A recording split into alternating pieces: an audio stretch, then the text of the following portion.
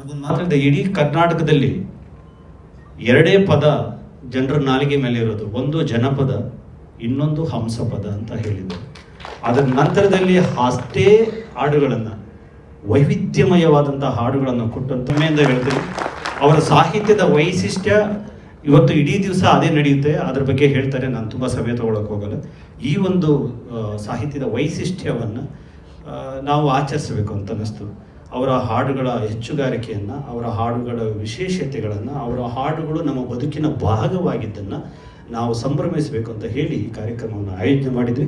ಇದು ಬಹುಶಃ ಸಾಹಿತ್ಯದ ಕನ್ನಡ ಚಿತ್ರರಂಗದಲ್ಲಿ ಮೊಟ್ಟ ಮೊದಲನ ಬಾರಿಗೆ ಒಬ್ಬ ಸಾಹಿತಿಗೋಸ್ಕರ ಇಷ್ಟೊಂದು ದೊಡ್ಡ ಸಂಭ್ರಮ ಆಗ್ತಿರೋದು. ಅದು ನಿಮ್ಮೆಲ್ಲರ ಕಾರಣದಿಂದ ಥ್ಯಾಂಕ್ ಯು. ಮೊದಲನೇದಾಗಿ ನಿಮಗೆ ಈ ಒಂದು ಕಾರ್ಯಕ್ರಮಕ್ಕೆ ನಾನು ಎಲ್ಲರನ್ನೂ ಸ್ವಾಗತಿಸಿಬಿಡ್ತೀನಿ. ಆನಂದ್, ನಮ್ಮ ಇಲ್ಲಿಂದಲೇ ಶುರು ಮಾಡ್ತೀನಿ. ನನ್ನ ಯಜಮಾನರು ಡಾಕ್ಟರ್ ವಿಷ್ಣುವರ್ಧನ್ ಅವರು, ನಾನು ಅವರ ಪರಮ ಅವರ ದೊಡ್ಡ ಸಿನಿಮಾಗಳಲ್ಲಿ ಕೋಟಿಗೊಬ್ಬ ಒಂದು ದೊಡ್ಡ ಸಿನಿಮಾ, ಅದು ಮತ್ತೆ ಮರುಮಿಡುಗಡೆ ಆದರೂ ಕೂಡ ಹೊಸ ಸಿನಿಮಾಗಳನ್ನು ಮೀರಿಸುವಷ್ಟು ಸಂಗ್ರಹ ಕಲೆಕ್ಷನ್ ಮಾಡುತ್ತೆ. ಅಂತಹ ಸಿನಿಮಾ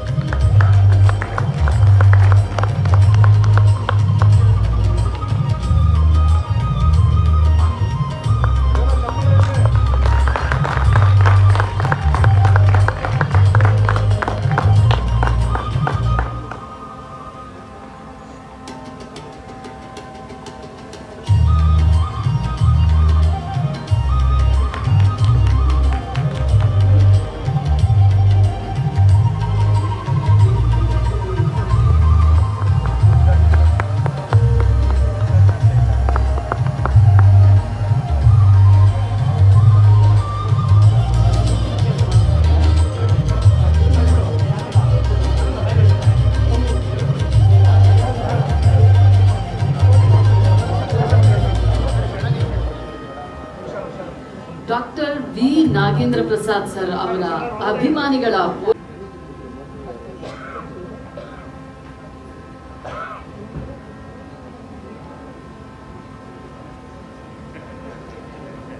ನಮ್ಮ ಹಿರಿಯ ಕಲಾವಿದರಾದಂಥ ನಟಿ ಮೋಹಕ ತಾರೆ ಪ್ರೇಮ ಮೇಡಮ್ ಆಗಮಿಸಿದ್ದಾರೆ. ಅವರಿಗೆ ಕಾರ್ಯಕ್ರಮಕ್ಕೆ ಸ್ವಾಗತ.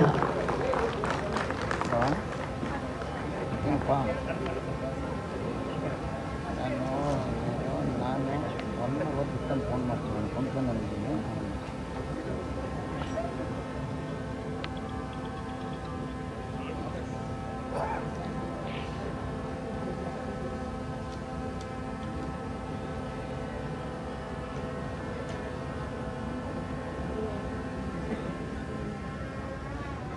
ಇಂದಿನ ಈ ಸಂಭ್ರಮ ಕೇವಲ ಒಂದು ಜನ್ಮದಿನದ ಆಚರಣೆಯಲ್ಲ, ಇದು ಒಂದು ಸಾರ್ಥಕ ಬದುಕಿನ ಸಂಭ್ರಮ.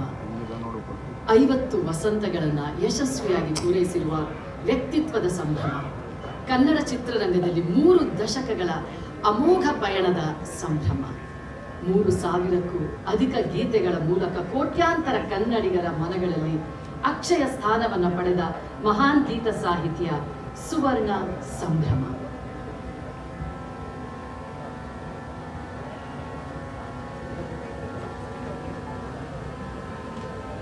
ಈ ಕಾರ್ಯಕ್ರಮದ ಮುಖ್ಯ ಅಂಗವಾಗಿ ಉದ್ಘಾಟನೆಯ